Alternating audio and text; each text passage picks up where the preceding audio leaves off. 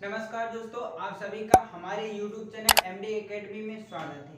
आज के इस वीडियो में हम पढ़ेंगे अनुच्छेद, ठीक है, वह भी भाग के द्वारा, यानी कि कौन से भाग में किस अनुच्छेद का वर्णन किया गया है। आज हम इसको जानेंगे इस वीडियो के माध्यम से।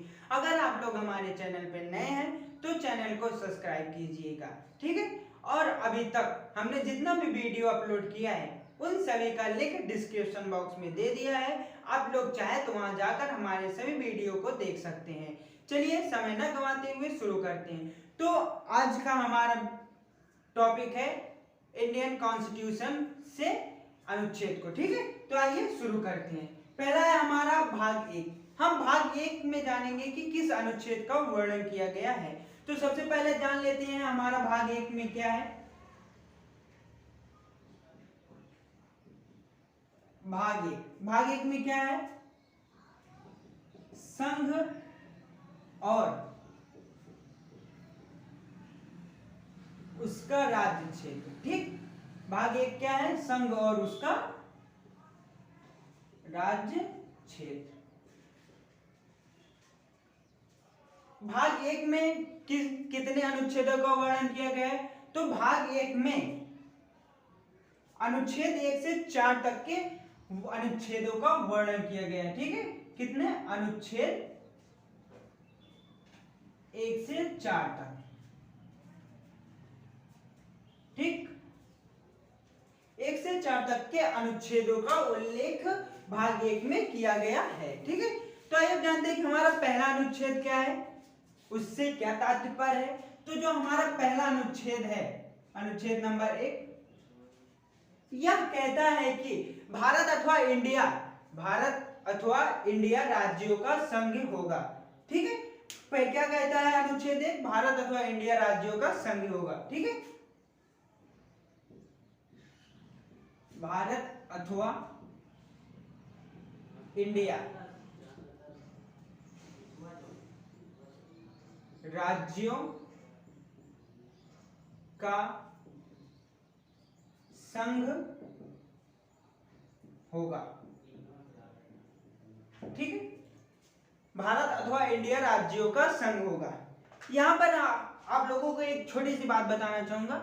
अगर हम इंडियन कॉन्स्टिट्यूशन के हिसाब से देखेंगे तो बिहार, छत्तीसगढ़, झारखंड, उत्तर प्रदेश, यानी कि जितने स्टेट हैं, अगर हम उसको कॉन्स्टिट्यूशन के हिसाब से देखेंगे तो वह स्टेट ही रहेगा। लेकिन अगर इसको हम थ्योरिकल देखेंगे, यानी कि थ्योरी के हिसाब से देखेंगे, तो यह क्या होंगे? सब प्रांत होंगे। और जो हमारा इंडिया है, इसको हम अगर थ्योरी से देखेंगे तो यह एक स्टेट होगा। लेकिन अपने हम भारतीय संविधान के अनुच्छेद के तहत देखेंगे तो यह क्या होगा? एक राज्यों का संघ, ठीक है। तो पहला अनुच्छेद हमारा क्या है? भारत और इंडिया राज्यों का संघ होगा। अनुच्छेद 1 क्या कहता है कि जो हमारा भारत और इंडिया है, यह क्या है? एक राज्यों का संघ है, राज्यों का समूह है, ठीक है। आइए जानते हैं हमारा दूसरा क्या है। दूसरा अनुच्छेद कहता है कि भारत में नए राज्यों की स्थापना। दूसरा अनुच्छेद क्या कहता है? नए राज्यों की स्थापना, ठीक। इससे क्या तात्पर्य है कि भारत में नए राज्यों की स्थापना की जा सकती है, वह भी अनुच्छेद 2 के तहत। यानी कि अनुच्छेद 2 के तहत भारत में नए राज्यों की स्थापना की जाती है, ठीक है। अब आइए जानते हैं कि हमारा तीसरा अनुच्छेद क्या है और उससे क्या तात्पर्य है। तो जो हमारा तीसरा अनुच्छेद है, यह क्या कहता है कि भारत में नए राज्यों की स्थापना, भारत में नए राज्यों की स्थापना और उनके नामों में परिवर्तन संसद करवाता है, ठीक है। तीसरा अनुच्छेद क्या कहता है कि भारत में नए राज्यों की स्थापना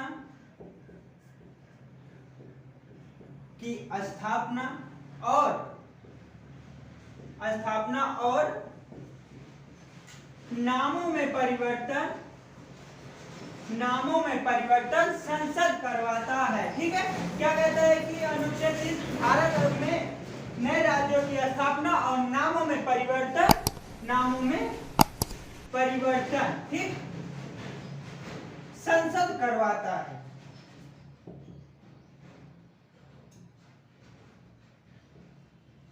संसद करवाता है।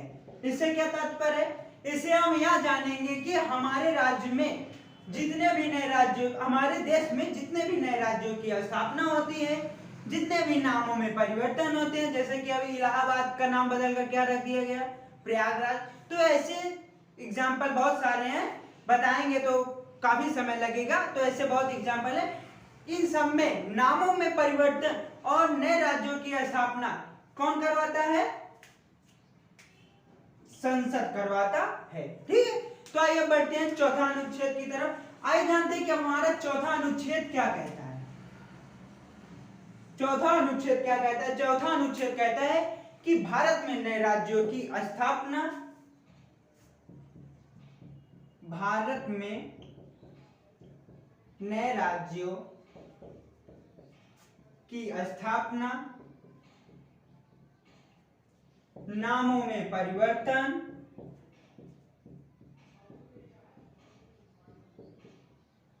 नामों में परिवर्तन और अनुच्छेद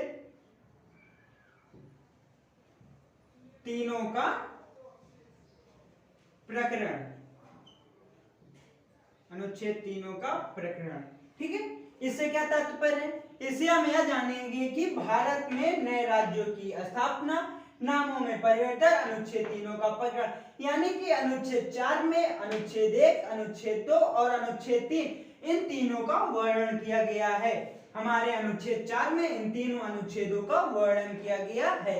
तो यह रहा हमारा पार्ट 1, भारतीय संविधान के भाग 1, संघ और उसका राज्य क्षेत्र, या अनुच्छेद 1 से 4 तक है।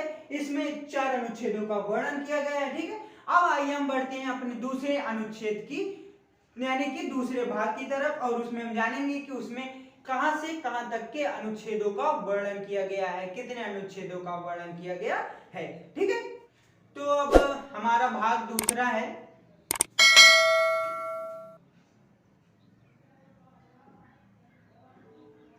भाग 2। भाग 2 क्या कहता है? भाग 2 है नागरिकता, यानी कि भाग 2 में किसका उल्लेख किया गया है? नागरिकता का उल्लेख, ठीक है। भाग 2 इसमें कहां से कहां तक के अनुच्छेदों का वर्णन किया गया, यानी कि कितने अनुच्छेदों का वर्णन किया गया है? तो इसमें अनुच्छेद 5 से अनुच्छेद 11, कितना? अनुच्छेद 5 से अनुच्छेद 11 तक, ठीक।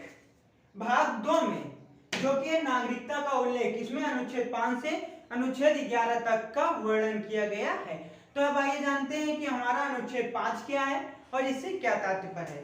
तो हमारा अनुच्छेद 5 है, यह कहता है कि संविधान के प्रारंभ में नागरिकता आदिवासी जन 5 वर्ष तक भारत क्षेत्र में निवास करना। इसका तात्पर्य बताते हैं, पहले नोट कर लेते हैं। इसका क्या है? संविधान के प्रारंभ में, संविधान के प्रारंभ में नागरिकता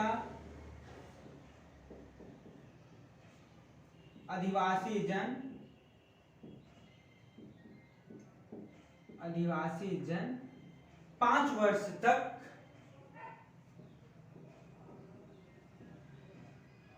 भारत क्षेत्र में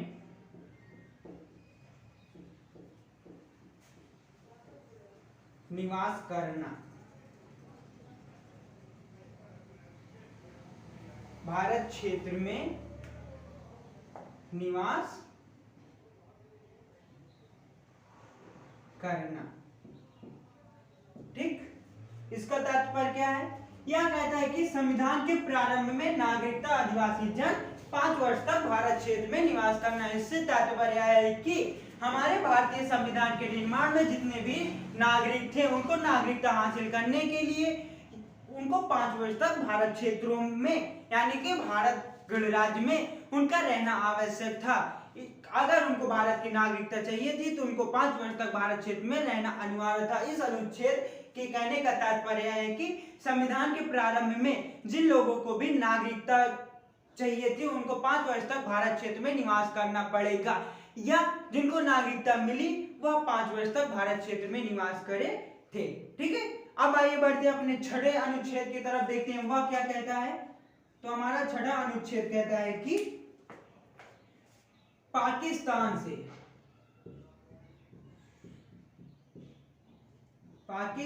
से भारत, छठा अनुच्छेद क्या कहता है हमारा, पाकिस्तान से भारत प्रव्रजन करने पर, पाकिस्तान से भारत प्रव्रजन करने पर नागरिकता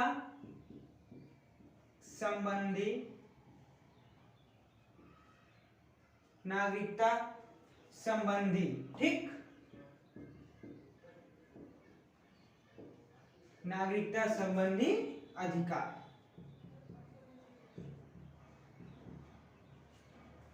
नागरिकता संबंधी अधिकार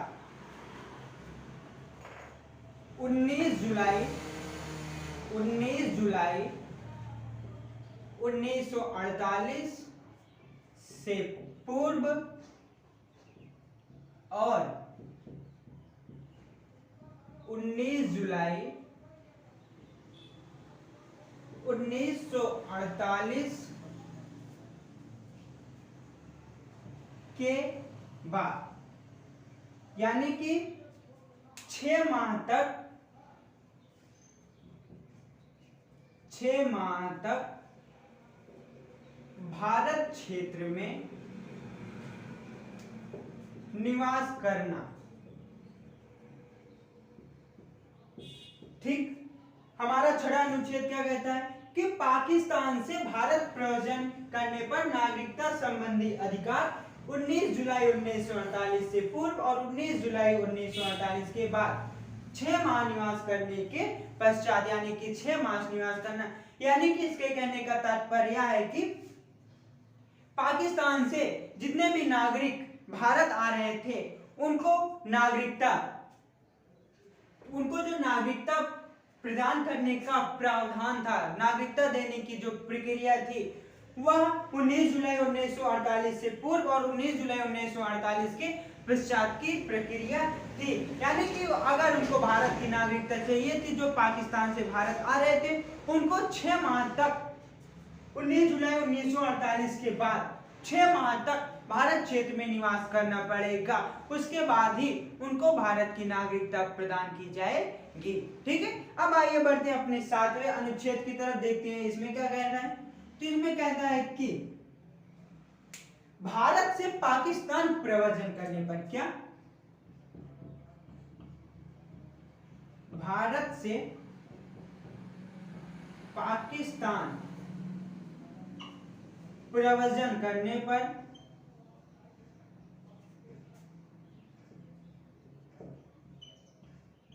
नागरिकता संबंधी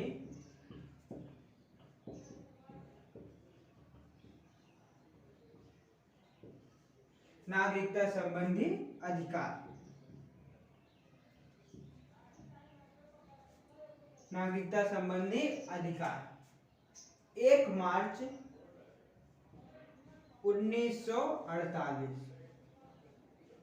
ठीक। हमारा अनुच्छेद 7 क्या कहता है, अनुच्छेद 7 यह कहता है कि जो व्यक्ति भारत से पाकिस्तान जा रहे थे उनको जो नागरिकता प्रदान करने की प्रक्रिया थी, जो प्रावधान था, वह 1 मार्च 1948 की प्रक्रिया के तहत था। यानी कि उनको जो नागरिकता दी जाएगी वह 1 मार्च 1948 के प्रावधान के अनुसार किया गया था। ठीक है, अब आइए बढ़ते हैं अपने अगले अनुच्छेद यानी कि 8वें अनुच्छेद की तरफ। ठीक है, तो आइए जानते हैं कि हमारा 8वां अनुच्छेद क्या है और यह क्या कहता है।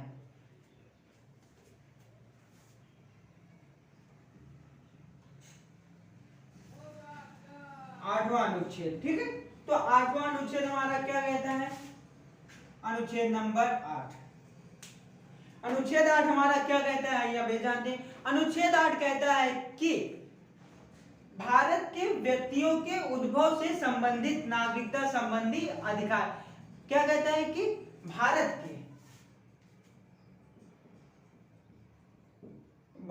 के व्यक्तियों के उद्भव से संबंधित, भारत के व्यक्तियों के उद्भव से संबंधित नागरिकता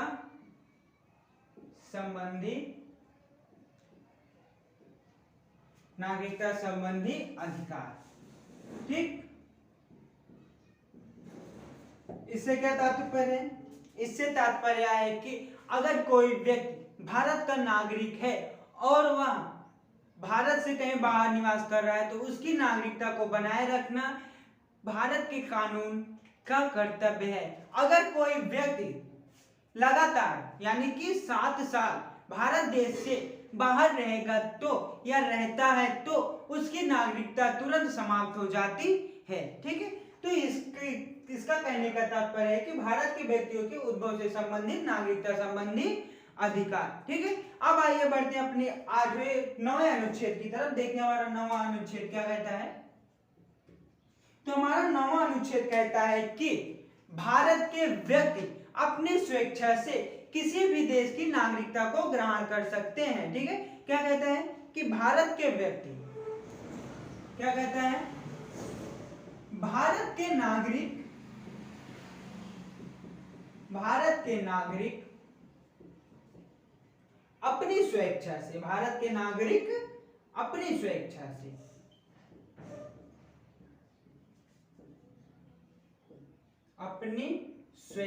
से किसी भी देश की नागरिकता, अपनी स्वेच्छा से किसी भी देश की नागरिकता ग्रहण कर सकते हैं। ठीक है, तो हमारा अनुच्छेद 9 क्या कहता है? हमारा अनुच्छेद 9 यह कहता है कि भारत के नागरिक यानी कि हम और आप अपनी इच्छा अनुसार किसी भी देश की नागरिकता को ग्रहण कर सकते हैं। ठीक है, उसके ऊपर कोई प्रतिबंध नहीं है कि आपने क्यों अपने देश की नागरिकता को छोड़कर किसी दूसरे देश की नागरिकता ग्रहण की। आप अपनी स्वेच्छा अनुसार किसी भी देश की नागरिकता ग्रहण कर सकते हैं। अनुच्छेद 9 का कहने का तात्पर्य यही है। ठीक है, अब आइए बढ़ते हैं अपने अनुच्छेद 10 की तरफ। देखते हैं हमारा अनुच्छेद 10 क्या कहता है। तो हमारा अनुच्छेद कहता है कि भारत के नागरिकों का नागरिकता अधिकार जो है उसको बनाए रखना। ठीक, 10 क्या कहता है? भारत के नागरिकों का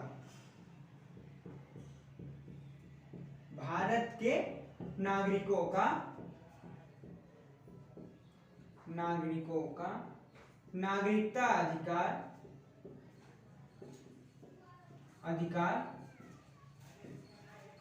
बनाए रखना। ठीक,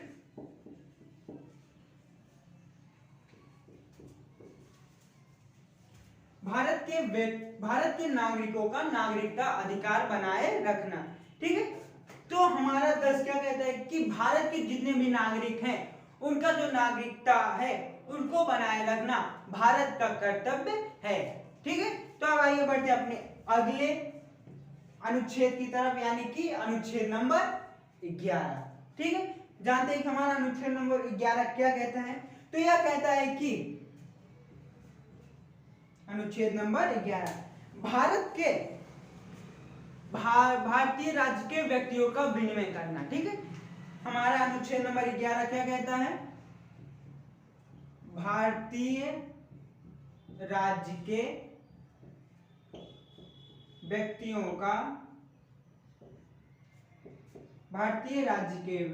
का विनिमय विनिमय करना। ठीक है, भारतीय राज्य के व्यक्तियों का विनिमय करना। तो यह हो गया हमारे अनुच्छेद 5 से 11 तक, यानी कि भाग 2 में अनुच्छेद 5 से 11 तक का वर्णन किया गया। हमारा भाग 2 क्या है? नागरिकता का उल्लेख। ठीक है, अब आइए देखते हैं कि अनुच्छेद 12, इसमें 5 से 11 तक का ही वर्णन किया गया है। आइए देख लेते हैं हम दो अनुच्छेद, अनुच्छेद 12 और अनुच्छेद 13 क्या कहता है। ठीक है, अनुच्छेद 12 और अनुच्छेद 13। अनुच्छेद 12 है कि राष्ट्रीय बजट प्रस्तुत करना। अनुच्छेद 12 क्या है? राष्ट्रीय बजट प्रस्तुत करना। इससे क्या तात्पर्य है? इससे यह तात्पर्य है कि हमारे राष्ट्र का जो भी बजट है उसको केंद्र के सामने प्रस्तुत किया जाए, वो भी अनुच्छेद 12 के तहत इसका वर्णन किया गया है। अनुच्छेद 12 के तहत क्या किया गया है?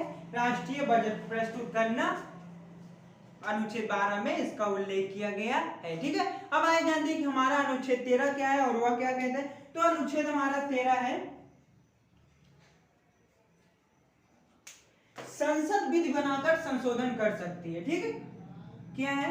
संसद विधि बनाकर